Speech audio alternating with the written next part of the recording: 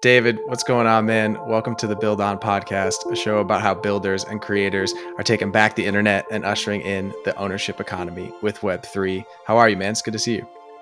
Doing good, man. Thank you for having me too. This is awesome. It was time we caught up and did something like this. It sure is. We for a little backstory, we met at NFT NYC and we've stayed in touch ever since. And that's all the more reason to check out these events and to lean further into the Web3 world. But yeah, that's a good lead into my first question, my first talking point, which is, why are you still here? Why are you still in Web3? I've actually been in Web3, or well, they didn't call it Web3 back then, but I've been Yeah. collecting NFTs since 2017, and I was kind of messing with CryptoKitties. It was a lot of fun. Kind of got addicted to it. Loved crypto in general, and I mean, in all honesty, you get this whole self sovereignty. You get to control everything that you have. There's nobody that can take the stuff away from you. Um, I have full control of anything that's in my possession. So it's like, if it's in my wallet, I got it. It's mine. If I created it on chain, I got it. It's mine. And honestly, I think that's extremely powerful. So like that, I feel like a lot more people need that, especially with how platforms have been going and centralization's been happening between like Google and Apple. Um, I work in the music industry side of NFTs. So like you see it in Spotify and Apple Music. There's only two real major platforms for music. And it's like, why? Why? Everything has to go through them. They feel like the gatekeepers. And this kind of eliminates the need for gatekeepers.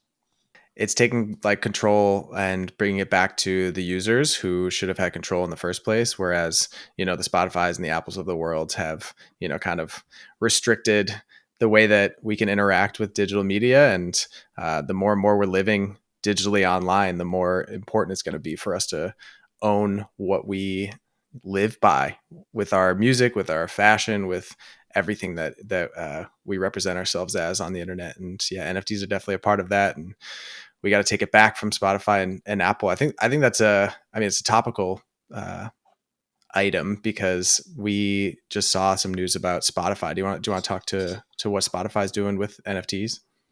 Yeah, so they did like a pilot run with Kingship, and basically they allowed like a connect to your wallet to verify for NFT stuff. I don't know exactly what they're offering yet, but it allows you to get exclusive content in some way, where you can just hook up your wallet, it checks for the NFT for that collection, and you get exclusive content for it, which is actually it's annoying because I was here since the beginning, and you didn't see big corporations doing this, and like you see Instagram adopting, you see Spotify adopting, and you're like, the big guys are coming in. It's really annoying to see it, but then it's also like, hey, I think Spotify did a pretty good job on it, where it's like, hey, we're taking these assets that these people created and are theirs, and we're just saying we can connect here and allow you guys to play with these things and have fun with these things and be able to give back to your fans.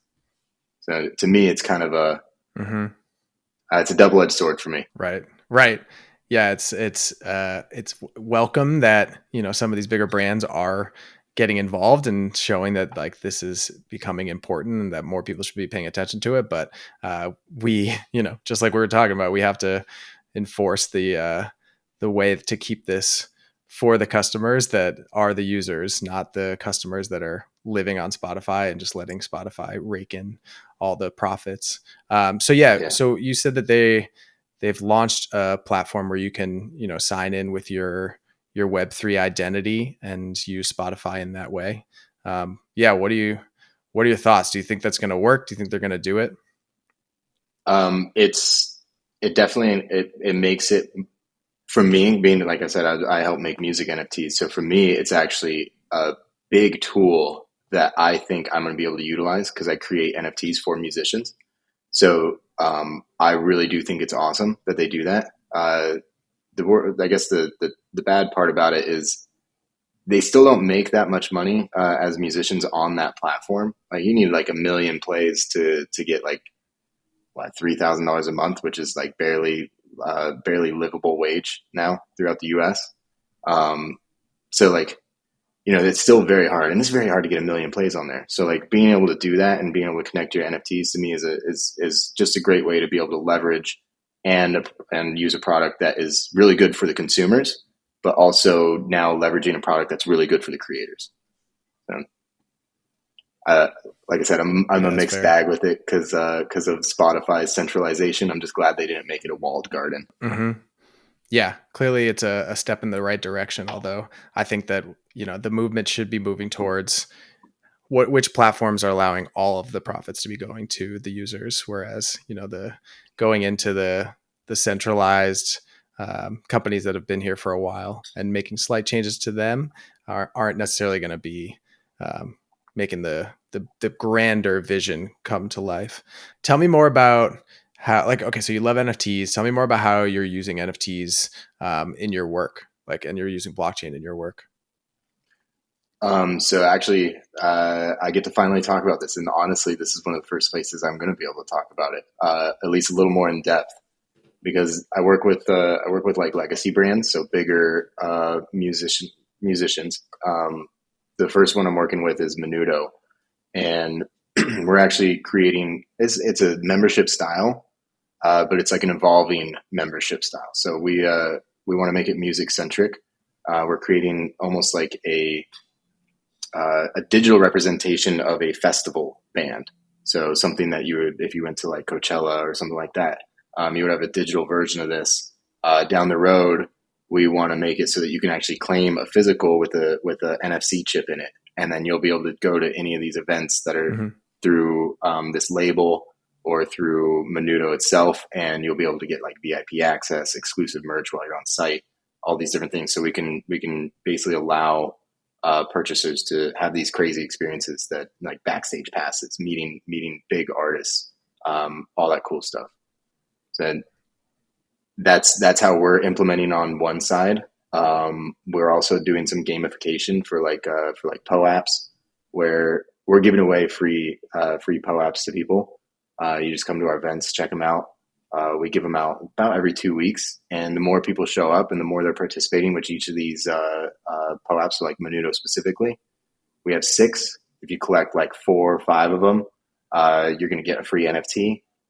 If you collect all six, which the first year I've basically done, so you can't really do it. They collect all six now unless you go buy them on secondary. But if you collect all six, then we might fly you out to like Miami and see one of the shows, and you get like a all paid expense. Like there's all sorts of cool stuff we're putting into these things. So like the more you're collecting and participating, you don't even have to buy these things. Like they're free. Just show up, you know.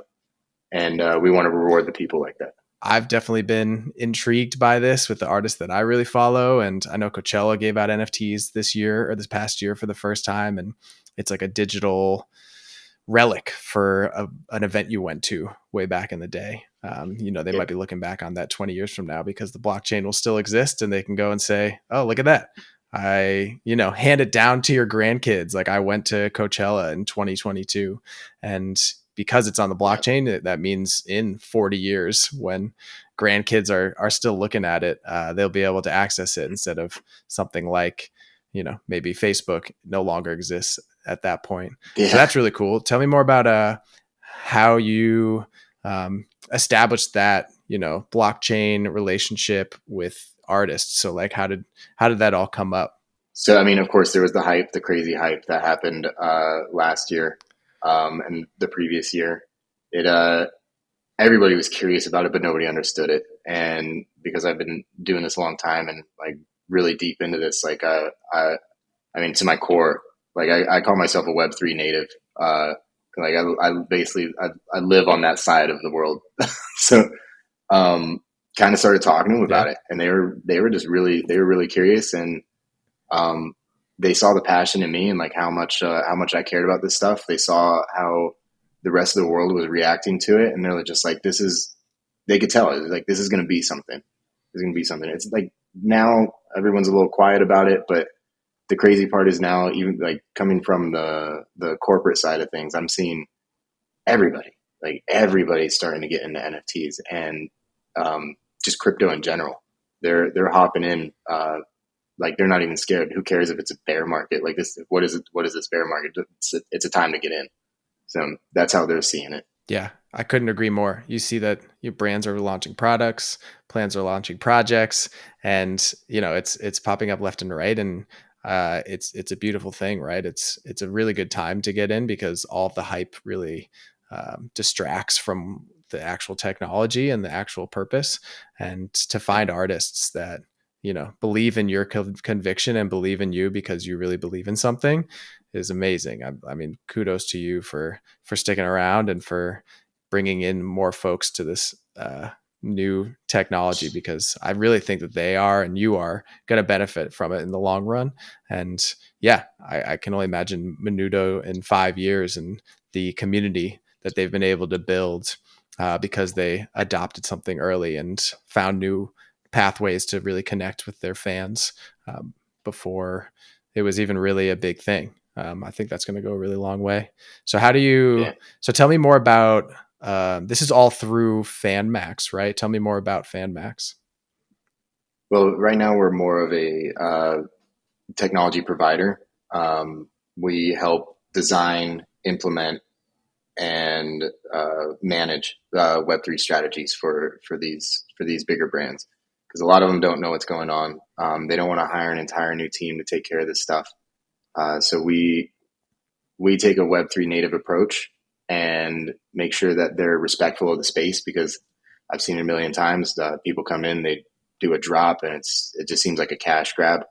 And we're only partnering with people that actually want to bring value to not only the space, but bring it back to the people that are purchasing. So we go through like a very long vetting process before we sign a contract. Like the last one that we just picked up, I think it's been 4 months in the work, and a lot of it was just establishing those ground rules of like, hey, you really do have to be able to give back to these people, and we have to establish what you guys are willing to work with and how we can get this and make sure it's bringing value to the people buying these things. So it's been a crazy ride. Trying to get them to Yeah, believe in I'm this stuff. sure. I mean, they're interested because they think it's going to make them a ton of money, of course. But it's also like getting that mentality across to them. It's like, hey, this isn't just about making money. This isn't just about, um, you know, just another. It's not a digital T-shirt. It's not a. That's not what we're selling here. We're making sure that you guys are getting experiences. You're getting exclusive content. You're getting community. You're getting these um, pieces that you wouldn't normally get from just a regular piece of merchandise in some way. Like once you get in, you start to realize that there are so many more layers to this access point that NFTs give you. And I think a lot more artists are going to start doing it, and not just because it's a cash grab, but because a lot of their fans are looking for, they're like craving another way to connect with their like favorite person in the world and connect with them in a space that they're native in. I love how you keep saying like Web3 native. I think that that part doesn't click for a lot of people because, you know, especially older generations, they haven't lived online the way that the younger Yeah. generations have and the way that they will. And if it keeps going in this direction, which I think we both agree it will, then people are really going to want to own where they spend the majority of their lives. And that's in the digital landscape. And if you Yeah. have a fan base that lives there, then you want to speak to where they make a home, to put it pretty Oh yeah. simply. But that's really cool. I think you're ahead of the trend, and to be able to sit in the middle of, you know, the technology, the brands, the artists, and all the fans, and to be that connector point is, yeah, like a node on the blockchain. That's you. Yeah.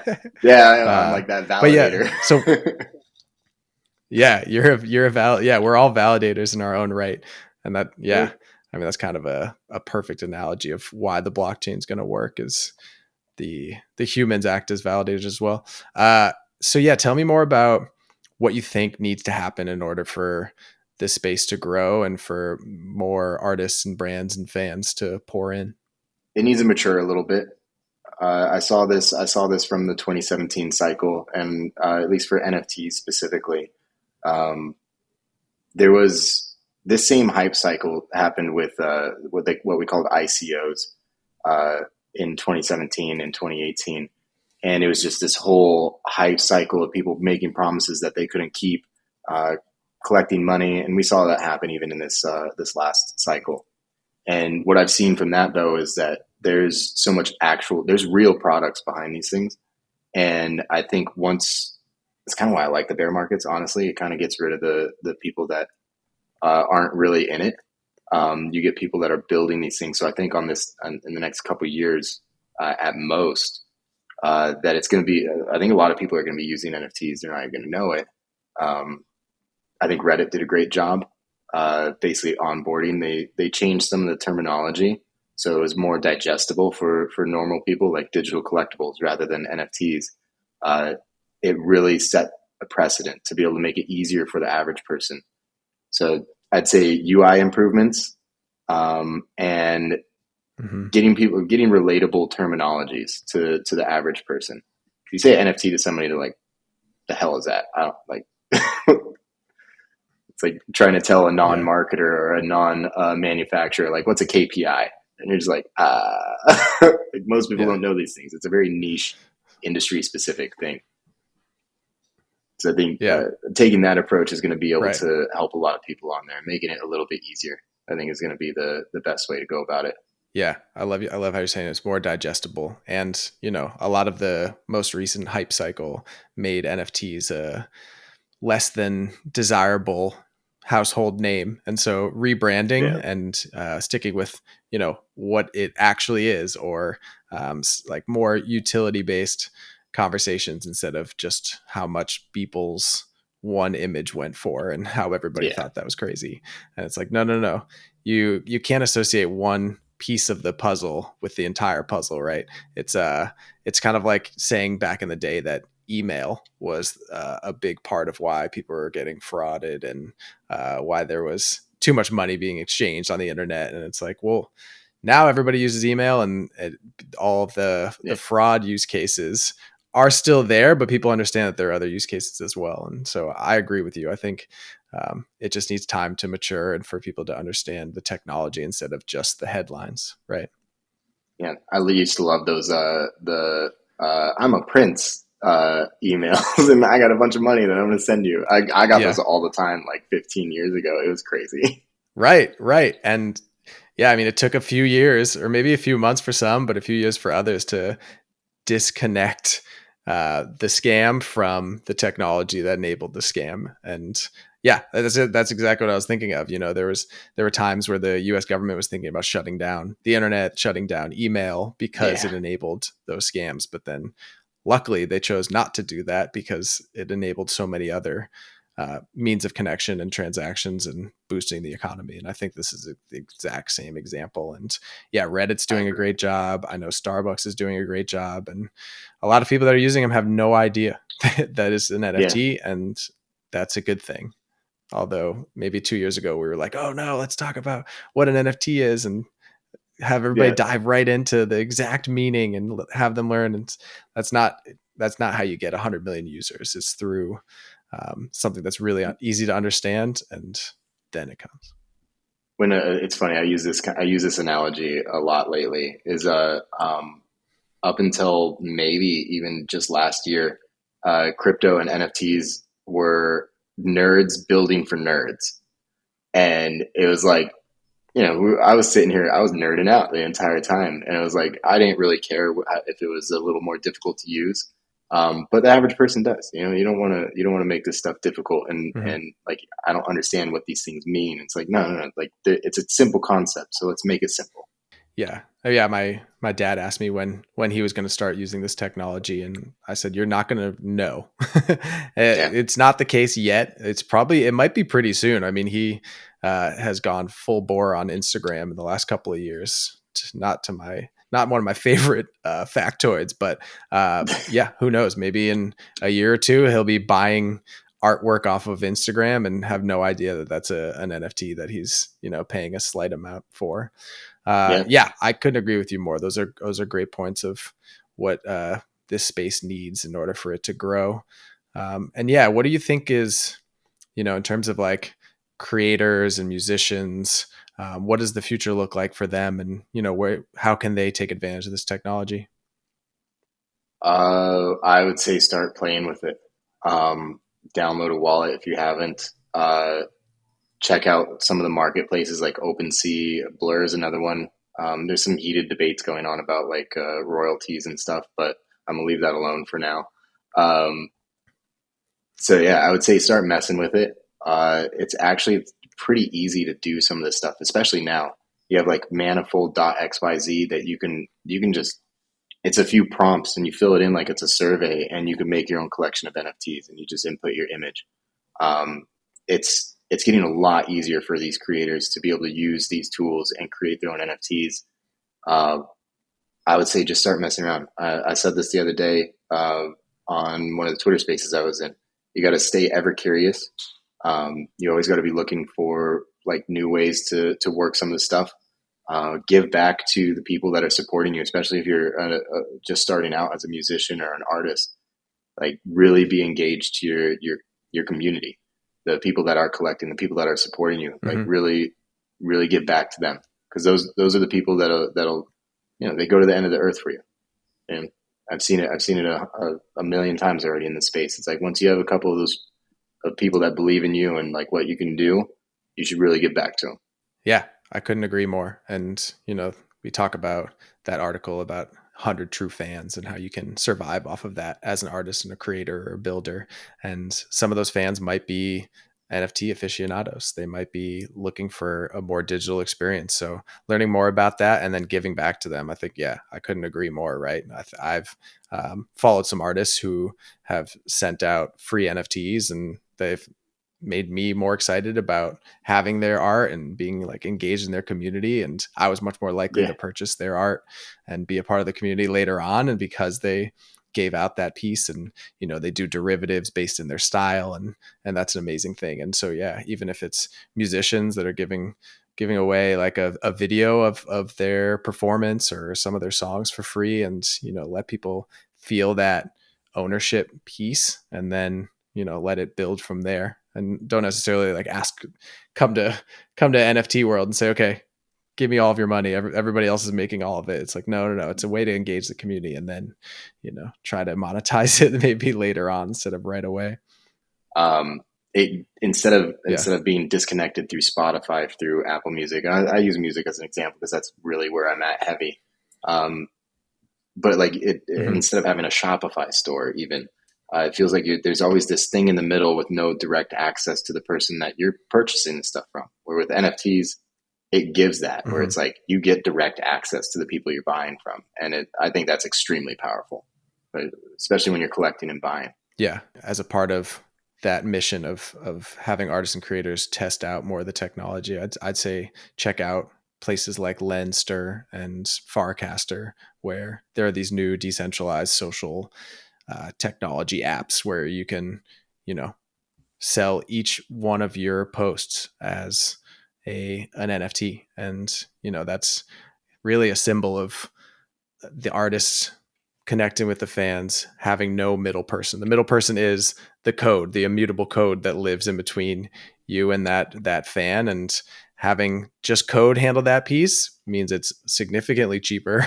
and there's not a centralized power that is taking all the money or having brands come in and advertise the hell out of it. It's just you and your fans, and you make the creations, they support you, and they can own those pieces, which is very different even from Patreon, where yes, you have that like more of a connection point and subscribers, but there isn't the ownership piece. So if Patreon goes down, all of that's lost. If Facebook goes down, all of it's lost. If Elon Yeah, Musk decides he's not politically aligned with you anymore, all of that could be lost for yeah, you. And whereas if it's immutable code that says it's on the blockchain and this is how it works, you have an exchange, and that is the entire process, then it puts so much more ownership back into the artist's hands. And I think that that's super cool. And I love that yeah. you're doing the work and connecting artists to that, yeah, that technology. I think they'll be thanking you in 5 years, 3 years, however many years it takes for like the whole world to wake up to the fact that we need to take the ownership back instead of having it in the other person's hands. The ownership when you do put these things on chain, it's yours. It's yours. You have control over this stuff, and it's not like you can just delete it from the chain. It's there, and nobody can take it away, and that's awesome. Nobody can deplatform you. Um, just what if? And I've seen this example too many times too, where it's like this was happening a lot, I guess, a few years ago, and still kind of happened. But like one tweet or something, and somebody went back like 15 to 13 years, to when it first came out and you just said something stupid on Twitter and didn't really think about it, and then people go back and you get your entire life can be ruined from this stuff. And like, sure, there's stuff on chain and it is forever, but like even if they deplatform you, you still keep your assets. You know, you don't have this worry about, like you said, Elon Musk not aligning with your political views, and all of a sudden you lose your everything, everything. Yeah, if Elon decides to run for president and if you don't vote for him, he's going to take your Twitter away. And you're not going to enjoy how it's all set up anymore. No, no, not God, at I hope all. that's not the case. I hope I didn't just speak that idea into existence. Amazing. David, this has been awesome. This is actually, no, we shouldn't end on that one. No, When do you think we can't end on that this will one. really start to hit the market? Yeah. What's your, I know predictions are a scary word, but when do you think a lot of this is the tide going to start to turn? When do you think, how long is it going to take? What's it going to take? Yeah. What are your thoughts? That is a hard one with predictions. I have my own biases all involved in this, of course. Uh, but in all honesty, I think that like the NFT thing is going to push it really forward. Um, there's already a lot of platforms that are building that people are very used to already, that are much better at building user experiences, making things a little bit easier for people to digest and use. Um, in all honesty, I don't see how in the next 2 years someone is going to end up with something in their wallet that never even thought it was a wallet or an NFT, and they're just like you were talking about with your dad on Instagram. Like it's a I'm pretty sure that's going to happen in about 2 years time. Now I think like full blown people are just like everything. I give it 5 7 years where you start getting kind of a tipping point. In 10 years, I don't think there's going to be much used without it. I think it's the internet all over again, where the infrastructure is being built right now, and you know, in 10 years time, it's going to be everything. It's going to be everything. Hell yeah. Now that is a good one to end on. David, thank you so much. I appreciate your time. I appreciate your insights. I appreciate what you're doing. Uh, Tell people where they can find you, how they can find you. Yeah. So a couple. I got my personal on Twitter. That's almost where I'm always at. Just go on Twitter. It's a Dabidros, which is kind of a weird one, but it's DABIDROS. And my project is FanMax NFT, and those are both on Twitter. You can follow us there, and if you have any questions, you want to reach out, like my DMs are open. You know, I'm willing to help people that need to understand this more too, and can point you in the right direction. I love it. Thank you so much, David. I'll talk to you on the next one. Sounds good, man. Thank you.